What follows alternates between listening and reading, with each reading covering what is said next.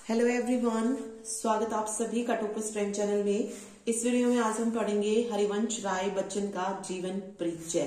ठीक है, क्योंकि हरिवंश राय बच्चन से रिलेटेड एक क्वेश्चन जो था ग्राम सचिव के एग्जाम में पूछा गया था। इनका कोई काव्य आया हुआ था, बंगाल का काव्य कुछ ऐसा नाम था, और पूछा गया था कि ये किसका है, तो ये हरिवंश राय बच्चन का था। ओके, तो और भी जो इनकी इंपोर्टेंट बुक्स है वो सारी जो है हम इसमें देखेंगे।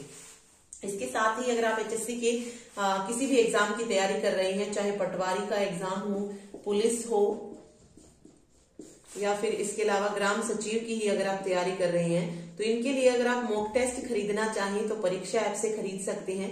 उन मॉक टेस्ट को खरीदने के लिए आप हमारा टॉपर्स 50 कोड यूज कर सकते हैं, जिसपे आपको 50% का ऑफ मिल जाएगा। ओके, और 29 जनवरी के बाद जो है इन मॉक टेस्ट के रेट जो है बढ़ने वाले हैं, तो अगर उससे पहले कोई लेना चाहे तो ले सकता है। ठीक है, चलिए बढ़ते हैं अभी हरिवंश राय बच्चन के बारे में। तो देखिए, हरिवंश राय बच्चन जी का जो जन्म था ये कहाँ पर हुआ था? ये हुआ था प्रयाग इलाहाबाद में। ठीक है, प्रयागराज बोलते ना इलाहाबाद को अब, तो यहां पर हुआ था इनका जन्म। कहां पर है ये? यूपी में है, उत्तर प्रदेश में इनका जन्म हुआ था। ठीक है, इन्होंने जो शिक्षा प्राप्त की वो भी कहां से की थी? काशी और प्रयाग से की थी।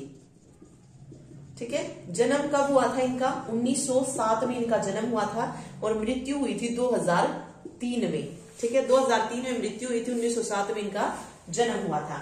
इनके पिता का नाम पूछा जाए तो इनके पिता का नाम था प्रताप नारायण। प्रताप नारायण इनके पिता का नाम था। फिर इनकी भाषा पूछी जा सकती है, तो भाषा कौन सी यूज करते थे? खड़ी बोली। और किस भाषा के प्रमुख लेखक माने जाते हैं? तो हिंदी भाषा के लेखक हैं ये, हिंदी भाषा के लेखक हैं। फिर इनकी शैली पूछी जा सकती है, कैसी थी? तो भावात्मक गीत शैली थी। शैली अगर आपसे पूछा जाए तो भावात्मक गीत शैली। ठीक है, शिक्षा मैंने बता दी काशी और प्रयागराज से। और डॉक्टरेट जो थी इन्होंने कहां से की थी? कैम्ब्रिज यूनिवर्सिटी से। कैम्ब्रिज यूनिवर्सिटी से, कैम्ब्रिज जो विश्वविद्यालय, वहां से इन्होंने डॉक्टरेट जो थी की थी। ठीक है, कुछ समय तक ये जो थे प्रयाग विश्वविद्यालय जो है वहां पर अंग्रेजी के प्राध्यापक भी रहे। ओके, फिर दिल्ली में जो विदेश मंत्रालय है वहां पर भी इन्होंने काम किया। ठीक, एक और जो पूछा जा सकता है कि बच्चन जो थे हरिवंश राय बच्चन, वो किस तरीके के कवि माने जाते हैं, किस काल के? तो बच्चन हरिवंश राय बच्चन जो थे ये छायावादी काल के कवि थे। ठीक है, छायावादी काल, ये चीज याद रखिए इसमें। ओके, चलिए अब हम इनका जो है कविता संग्रह वगैरह पढ़ते हैं कि कौन कौन सी इनकी काव्य या आत्मकथा जो थी आई थी। ठीक है, चलिए सबसे पहले हम कविता संग्रह ही पढ़ रहे हैं। कविता संग्रह कह लीजिए या काव्य कह लीजिए, काव्य संग्रह भी आप कह सकते हैं, तो किसी भी नाम से आपको देख सकता है। तो इसमें देखिए सबसे जो इम्पोर्टेंट है वो कौन कौन सा है? एक तो मधु नाम से याद कर लीजिए, मधुशाला पूछा जाए। ठीक है, मधुबाला पूछा जाए, मधु कलश, सेकंड, थर्ड। इसके अलावा और जो थी इनकी वो थी निशा निमंत्रण, क्योंकि किसी एक को भी नहीं छोड़ सकते हैं, सारी की सारी ही इंपॉर्टेंट है। निशा निमंत्रण। 5th नंबर पर है एकांत संगीत। एकांत संगीत। 6ठे नंबर पे आती है सतरंगिनी। सतरंगिनी, तरंगिनी, एक मिनट, तरंगिनी। ठीक है, तो ये इनके काव्य हैं। और भी बहुत सारे हैं ऐसे तो, प्रणय पत्रिका है, आरती और अंगार है। ठीक है, इसी में एक और देख लेते हैं, बंगाल का काव्य। ठीक है, 7th नंबर पे बंगाल का काव्य, यही जो था पूछा गया था पेपर में, बंगाल का काव्य किसकी जो है रचना या काव्य संग्रह, तो ये हरिवंश राय बच्चन का है। ओके, ठीक है, एक प्रणय पत्रिका भी याद रखिए, प्रणय पत्रिका।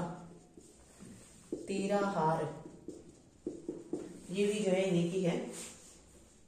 ओके, आत्म परिचय हो गई, आत्म परिचय, ठीक है, ये भी इन्हीं की है। ओके, इसके अलावा अगर हम देखें तो बस इतना ही याद रखिए, मेन जो हम थी हमने यहाँ पढ़ ली है। दो चट्टाने भी है, दो चट्टाने, ये भी इन्हीं की है, ठीक है। खादी के फूल हो गया, खादी के फूल, तो ये सारे इनके काव्य संग्रह हैं, ठीक है। चलिए अब पढ़ते हैं इनकी आत्मकथा। आत्मकथा देखते हैं, ये तो काव्य संग्रह था। अब बात आती है आत्मकथा की, ठीक है। कौन कौन सी लिखी इन्होंने? सबसे जो मोस्ट इंपोर्टेंट है, जो पूछी भी जाती है एग्जाम में, क्या भूलूं क्या याद करूं, क्या भूलूं क्या याद करूं, ठीक है। ये आत्मकथा किसने लिखी है? हरिवंश राय बच्चन ने। इसके अलावा नीड का निर्माण, फिर नीड का निर्माण फिर। तीसरे नंबर पे अगर हम देखें तो बसेरे से दूर, बसेरे से दूर। चौथी जो आत्मकथा लिखी थी इन्होंने वो थी प्रवास की डायरी, प्रवास की डायरी, ठीक है। और नंबर 5 यहां पे लिख देती हूँ, 5 आत्मकथाएं जिन्होंने लिखी। एक और है 10 द्वार से सोपान तक, 10 द्वार से सोपान तक, ये इनकी आत्मकथा है, ठीक है। तो इन सभी चीजों को याद रखिएगा। ओके, और भी बहुत सारे आए थे इनके, बट मेन ये याद रखिए, ठीक है। चलिए,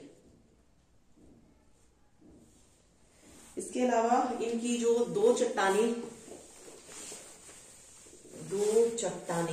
जो कविता थी, उनको कौन सा अवार्ड मिला था ये पूछा जा सकता है। तो साहित्य अकादमी पुरस्कार जो था इसे दिया गया था। दो चट्टाने जो कविता थी, साहित्य अकादमी पुरस्कार, और ये कब दिया गया था? साहित्य अकादमी पुरस्कार 1968 में, 1968 में दो चट्टाने कविता को साहित्य अकादमी पुरस्कार दिया गया था, ठीक है। और हिंदी कविता के जो उत्तर छायावाद के काल के जो प्रमुख कवि हैं उनमें से एक माना जाता है, मतलब प्रमुख कवि थे ये छायावाद काल के हरिवंश राय बच्चन, ठीक है। तो ये थी सारी चीजें इनके बारे में। Thank you so much.